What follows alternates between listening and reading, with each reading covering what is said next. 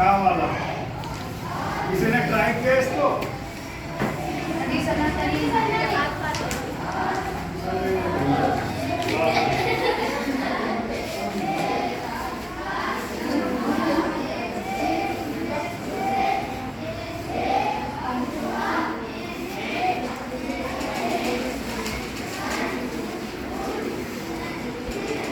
देखो 2 का वाला यही सवाल है। a/2 प्लस b/5 का होल क्यूब। देखो ये इसी फार्मूले पे बेस्ड है, a प्लस b का होल क्यूब इसी फार्मूले पर है ना। अच्छा यहाँ पे हम ये बराबर क्या मान लेंगे? a/2। ठीक है, ध्यान से देखो यहाँ a बराबर हमने क्या मान लिया? a/2 और b बराबर क्या मान लेंगे? b/5।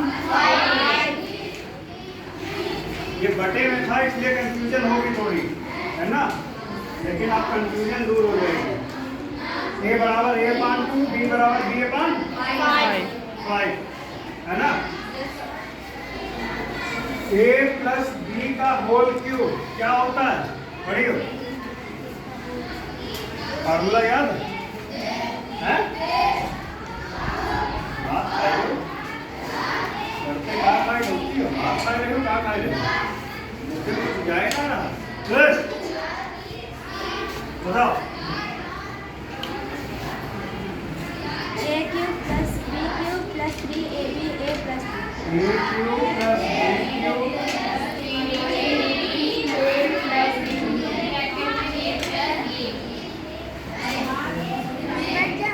उसको पढ़ लिया करो नालायक है। सिंपल सा फार्मूला नहीं याद आ रहा है। ये फार्मूला अगर कल नहीं याद हुआ बहुत बार पढ़ेंगे, समझ लेंगे। किसके बात कर रहे हो? मैं समझ लेना क्या हो गया? a प्लस b का होल क्यूब। ठीक है, इतना हो गया। अब हम लोग सिंपल सा मान रखेंगे। a क्यूब है पहले, तो हम लोग a क्यूब की जगह पे हमको क्या लिखना है? a बराबर हमने क्या माना है? मतलब हमारा a बराबर हमें क्या पता है? a/2। यानी a की जगह पे हम लोग क्या रखेंगे? a/2 का भाई क्यूब भी तो होगा।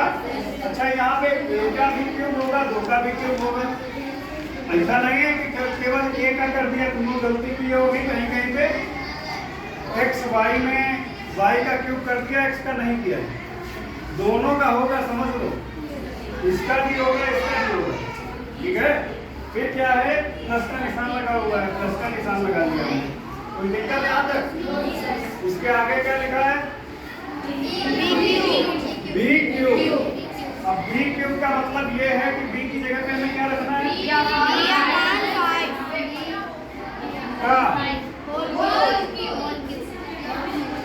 होल क्यूब से मतलब ये होता है कि यहाँ पे b का भी क्यूब होगा, 5 का भी क्यूब होगा। समझ रहे हो? इसीलिए होल क्यूब होता है। अगर ये होल क्यूब अगर मान लो ये ब्रैकेट हटा दे तो केवल एक ही क्यूब हो जाएगा। ये ब्रैकेट लगाने का मतलब ये होगा कि एक का भी क्यूब होना है, 2 का भी क्यूब होना है ना। इतना समझ आ गया? फिर प्लस का निशान लगा दिया, क्या लिखा है? AB के बीच 3AB के बीच में क्या छुपा हुआ है? गुणा, है ना। यहाँ पे क्या कर लेंगे? हम गुणा का निशान लगा लेंगे। a का मान क्या है? a/5। b का मान क्या है? b/5। ब्रैकेट में क्या है? a/2 प्लस भाई हमने अपनी जेब से नहीं रखा है, सब सवाल में ही दिया हुआ है ना। ये सब सवाल में ही है। सारी चीजें हमने सवाल मतलब क्वेश्चन में दी हुई हैं, केवल फार्मूले में हमने वो चीज अप्लाई कर दी है ना। तो अपने आप ये सवाल हल होता हुआ चला जाएगा। कुछ अपने पास में नहीं किया है, और कुछ ऐसा भी नहीं है जो टफ हो इसमें। अब क्या करना, अब समझ लो मान हमने सारे रख दिए है ना। अब हमें क्या बचा है, केवल हल करना है भाई। पूरा पंडाल हमने सजा दिया, केवल खाना खाना बचा है ना। अब क्या होगा, अब इसको पहले इसको हल करेंगे। एक एक ऊपर 3 मतलब 1 भी हो जाएगा ना, a बटे 2 का पूरा क्यूब है ना, मतलब a का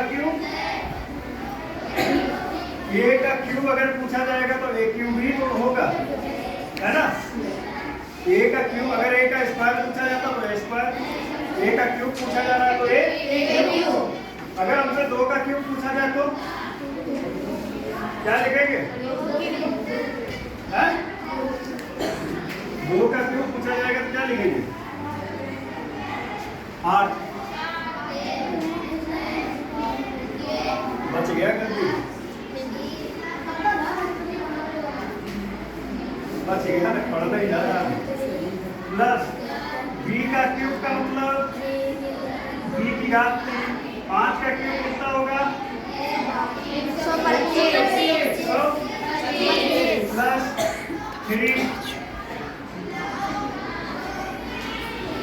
अच्छा एक चीज याद रखना, जब चीजें गुणे में होती हैं इस तरीके से, अगर गुणे में हो तो यहाँ पे सिंपल, यहाँ पे देखो बटे में कुछ नहीं, हमने 1 मान लिया ठीक।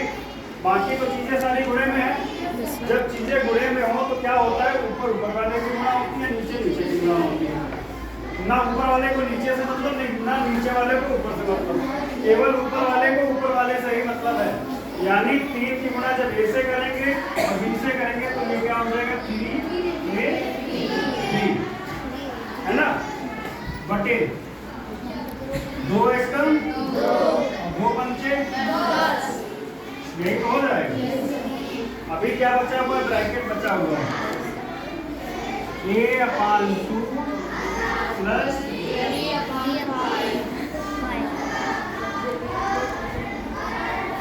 यही तो है। चाहो तो इसको भी और आगे हल कर सकते हैं, चाहो तो, और अगर नहीं हल करना है तो हमारा इतना ही है ना, ठीक है, यही हमारा